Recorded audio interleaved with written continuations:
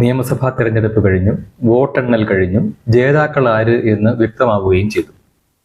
ഈ നിയമസഭാ തെരഞ്ഞെടുപ്പ് നടക്കുന്ന വേളയിൽ, അത് ഇലക്ഷന് മുൻപേയുള്ള കാലത്ത്, ഇലക്ഷൻ പ്രഖ്യാപിക്കപ്പെട്ട് ഇലക്ഷൻ നടപടിക്രമങ്ങളിലേക്ക് കടക്കുന്നതിന് മുൻപ്, ഇലക്ഷന് മുമ്പ് നടത്തുന്ന പ്രീ പോൾ സർവേകളിൽ, അതുപോലെ തന്നെ ഇലക്ഷൻ കഴിഞ്ഞ് നടത്തുന്ന എക്സിറ്റ് പോൾ, ഇതിൽ രണ്ടിലും കുറേ ഏജൻസികൾ നടത്തിയിരുന്നു ഇത്തരം സർവേകൾ എന്ന് നമുക്കറിയാം. അത് വിവിധ മാധ്യമ സ്ഥാപനങ്ങൾക്ക് വേണ്ടിയായിരുന്നു നടത്തിയിരുന്നത്.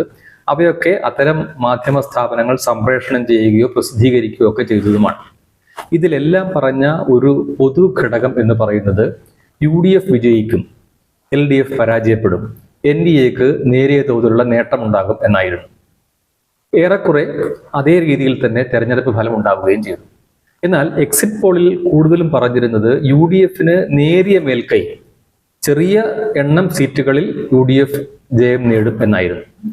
UDFന്റെ ജയത്തിന് പറഞ്ഞ കാരണങ്ങൾ എന്തായിരുന്നു എന്ന് കൂടി ഓർക്കണം. അത് പറഞ്ഞത് മത ന്യൂനപക്ഷ വിഭാഗങ്ങളുടെ ഏകീകരണം ഉണ്ടാകും എന്നാണ്.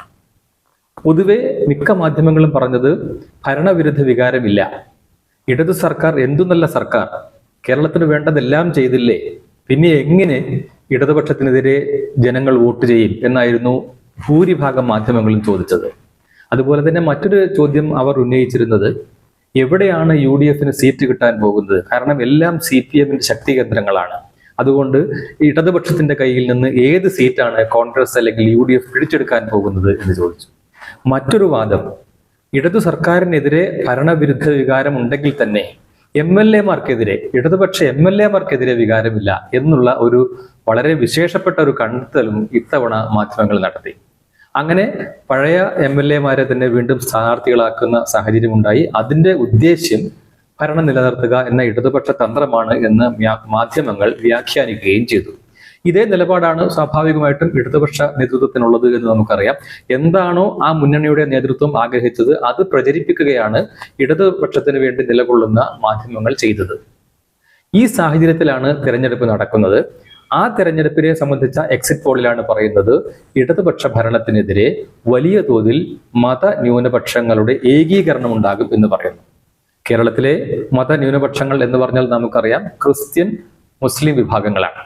ഈ രണ്ട് വിഭാഗങ്ങളും ഒരുമിച്ച് ഇടതുപക്ഷത്തിനെതിരെ വോട്ട് ചെയ്യുകയാണെങ്കിൽ ഇടതുപക്ഷം പരാജയപ്പെടും, അല്ലെങ്കിൽ UDFന് മേൽക്കൈ കിട്ടും എന്നായിരുന്നു എക്സിറ്റ് പോളുകളുടെ ഒരു കണക്കുകൂട്ടൽ. ഇത്തരത്തിൽ സംഭവിച്ചാൽ നേരിയ വിജയം UDFന് എന്ന് എക്സിറ്റ് പോളുകൾ കണ്ടെത്തി. ഇപ്പോൾ സംഭവിച്ചിരിക്കുന്നത് എന്താണ്?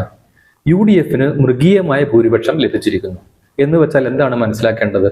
എക്സിറ്റ് പോളുകളുടെ കണ്ടെത്തലുകൾക്ക് അപ്പുറത്തേക്കുള്ള ന്യൂനപക്ഷങ്ങളുടെ ഏകീകരണം ഉണ്ടായിട്ടുണ്ട് എന്നാണ്. അതായത് രണ്ട് മതവിഭാഗങ്ങൾ ചേർന്നുകൊണ്ട് ഭരണം ആര് നടത്തണം, കേരളത്തിലെ സർക്കാർ ആരായിരിക്കണം എന്ന് തീരുമാനിച്ചു എന്നാണ്. സ്വാഭാവികമായിട്ടും നമുക്ക് പ്രതീക്ഷിക്കാൻ സാധിക്കുന്നത് അല്ലെങ്കിൽ ചിന്തിക്കാൻ സാധിക്കുന്നത് ഈ മതവിഭാഗങ്ങളുടെ നിയന്ത്രണത്തിലായിരിക്കും ഈ വരുന്ന സർക്കാർ എന്നാണ്. ഈ രണ്ട് മതങ്ങളും അവരുടെ മതങ്ങളുടെ എല്ലാവിധ കാര്യങ്ങളും സർക്കാരിൽ നിന്ന് നേടിയെടുക്കുന്നതിൽ എത്രയോ കാലമായി വിജയിക്കുന്ന വിഭാഗങ്ങളാണ്. ഇക്കാര്യം നേരത്തെ ചൂണ്ടിക്കാണിച്ചിട്ടുള്ളത് കേരളത്തിന്റെ മുൻ മുഖ്യമന്ത്രിമാർ ഉൾപ്പെടെ ചൂണ്ടിക്കാണിച്ചിട്ടുള്ളതാണ്. അവർ പരസ്യ പ്രസ്താവന നടത്തിയിട്ടുള്ളതാണ്. ശ്രീ AK ആന്റണി ന്യൂനപക്ഷ വിഭാഗങ്ങൾ ഭൂരിപക്ഷ വിഭാഗത്തിന്റെ അവകാശങ്ങൾ അല്ലെങ്കിൽ അവർക്ക് കൂടി അർഹതപ്പെട്ടത്, അല്ലെങ്കിൽ ന്യൂനപക്ഷ വിഭാഗങ്ങൾക്ക് അർഹതപ്പെട്ടതിലേറെ നേടിയെടുക്കുന്നത് ശരിയല്ല എന്നും ഇത്തരത്തിൽ സംഭവിക്കരുത് എന്ന് ചൂണ്ടിക്കാണിക്കാനുള്ള ചുമതല മുഖ്യമന്ത്രി എന്ന നിലയിൽ തനിക്കുണ്ട് എന്നുകൂടി പറഞ്ഞുകൊണ്ടാണ് അദ്ദേഹം ഇക്കാര്യം ശ്രദ്ധയിൽപ്പെടുത്തിയത്. തുടർന്ന് VS അച്യുതാനന്ദനും വളരെ ഭംഗിയായി തന്നെ ഈ കാര്യങ്ങൾ അവതരിപ്പിച്ചു. അതായത് ഒരു മതവിഭാഗത്തിൽപ്പെട്ടവർ മാത്രം വലിയ തോതിൽ ധനം സമാഹരിക്കുന്ന ഒരു സാഹചര്യമുണ്ട്, ഇത് ഒരു അസന്തുലിതാവസ്ഥ സൃഷ്ടിക്കും എന്ന് അദ്ദേഹം ചൂണ്ടിക്കാണിച്ചു. അപ്പൊ ഇത്തരം ഒരു സാഹചര്യം നിലനിൽക്കുമ്പോൾ ഈ രണ്ട് മതശക്തികളും ഞാൻ നേരത്തെ സൂചിപ്പിച്ചതുപോലെ സർക്കാരിൽ നിന്ന് അർഹമായതിലേറെ നേടിയെടുക്കുന്ന ഒരു സാഹചര്യം ഉണ്ടാവുകയും ആ വിഭാഗങ്ങൾ ചേർന്ന് ഒരു സർക്കാരിനെ തീരുമാനിക്കുകയും ചെയ്യുന്ന ഒരു സാഹചര്യത്തിലേക്ക് എത്തിച്ചേർന്നിരിക്കുകയാണ്.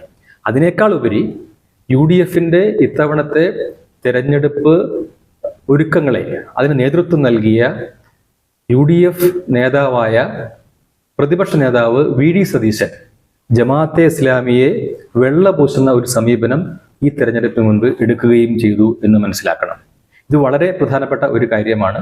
അതായത് ഇസ്ലാമിക വർഗീയതയെ പ്രോത്സാഹിപ്പിക്കുന്ന പല നടപടികളും തുടർച്ചയായി കൈക്കൊള്ളുന്നു എന്ന ആരോപണം നേരിടുന്ന സംഘടനയായ ജമാഅത്തെ ഇസ്ലാമി, ആ പ്രസ്ഥാനത്തിന്റെ അടിസ്ഥാനപരമായ ആശയം മതരാഷ്ട്രവാദമാണ് എന്നിരിക്കെ അതല്ല അവരുടെ ആശയം, ആ ആശയത്തിൽ നിന്ന് അവർ പിൻവാങ്ങി എന്ന് വി.ഡി. സതീശൻ പ്രസ്താവിച്ചു. ആ രീതിയിൽ ജമാഅത്തെ ഇസ്ലാമിക്ക് ക്ലീൻ ചിറ്റ് നൽകിക്കൊണ്ട് UDF-നൊപ്പം നിർത്തി. എന്ന് മാത്രമല്ല, ഈ പ്രസ്താവന വി.ഡി. സതീശൻ നടത്തിയപ്പോൾ മുസ്ലിം ലീഗ് ഉൾപ്പെടെയുള്ള ഒരു UDF ഘടകകക്ഷികളും അതിനെതിരെ രംഗത്ത് വന്നില്ല. കോൺഗ്രസിന്റെ മറ്റ് നേതാക്കന്മാരും അതിനെ എതിർത്തില്ല. അതിൽ നിന്ന് മനസ്സിലാക്കേണ്ടത് ജമാഅത്തെ ഇസ്ലാമി ഒരു മതരാഷ്ട്രവാദ സംഘടനയല്ല എന്ന ഒരു പൊതു നിലപാട് UDF-ന് ഒന്നാകെ ഉണ്ട് എന്നാണ്.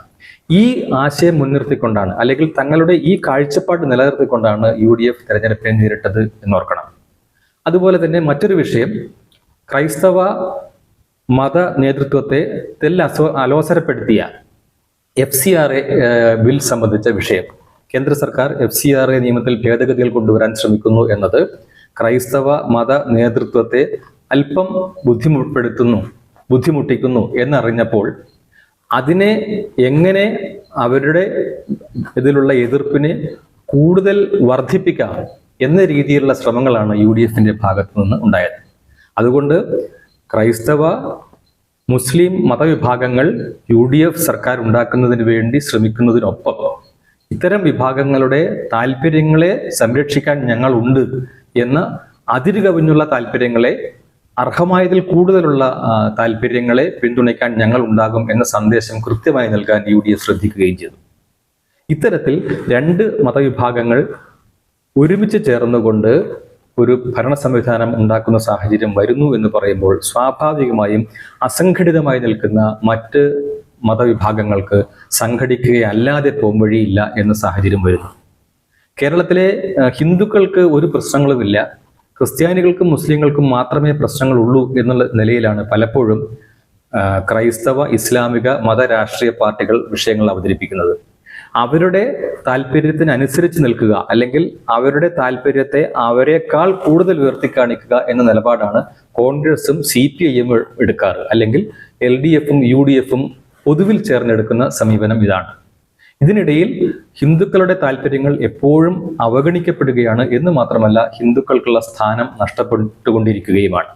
ഈ സാഹചര്യം തിരിച്ചറിഞ്ഞ് ധ്രുവീകരണത്തിന് ശ്രമിക്കുക, ഒരുമിച്ച് നിൽക്കുക എന്ന സാധ്യതയല്ലാതെ മറ്റൊരു സാധ്യതയും കേരളത്തിലെ ഹിന്ദു സമൂഹത്തിന് മുന്നിൽ ഇപ്പോഴില്ല എന്നുള്ളതാണ് വസ്തുത.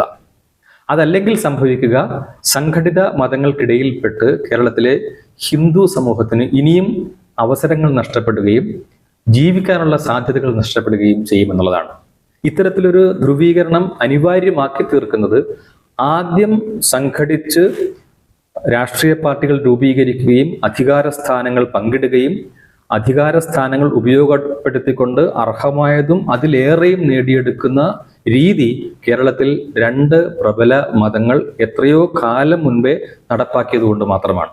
അതല്ലെങ്കിൽ മതത്തിന്റെ അടിസ്ഥാനത്തിൽ സംഘടിക്കരുത് ജനാധിപത്യ സംവിധാനത്തിൽ എന്ന് തന്നെയാണ് പറയേണ്ടത്. പക്ഷെ ഇവിടെ സംഭവിക്കുന്നത് രണ്ട് പ്രബല മതങ്ങൾ സംഘടിക്കുന്നു.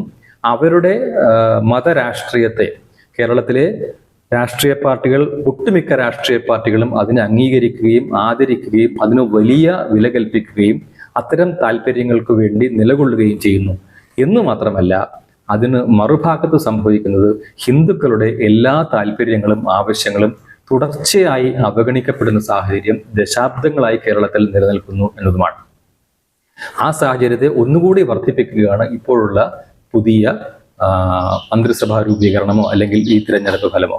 ഈ പ്രതിസന്ധിയെ മറികടക്കുന്നതിന് വേണ്ടി ഒരു ദീർഘകാല വീക്ഷണത്തോടുകൂടെയുള്ള ഒരു പദ്ധതിക്ക് ഹിന്ദു സമൂഹം ഒന്നാകെ തയ്യാറാകാത്ത പക്ഷം വലിയ ബുദ്ധിമുട്ടിലേക്കായിരിക്കും ആ സമൂഹം ചെന്നെത്തിച്ചേരുക. അതുകൊണ്ട് തന്നെ ഹിന്ദു സമൂഹവുമായി ബന്ധപ്പെട്ട സംഘടനകൾ, സാമുദായിക സംഘടനകൾ, മറ്റു തരത്തിൽ ഹിന്ദു സമൂഹത്തെ സ്വാധീനിക്കാൻ പറ്റുന്നവർ ഒക്കെ കൂടി ഈ വിഷയത്തിൽ ഒരു യോജിച്ചുള്ള നിലപാട് കൈക്കൊണ്ട് എത്രയും പെട്ടെന്ന് മുന്നോട്ട് പോകേണ്ടുന്ന സാഹചര്യം അനിവാര്യമായി തീർന്നിരിക്കുകയാണ്.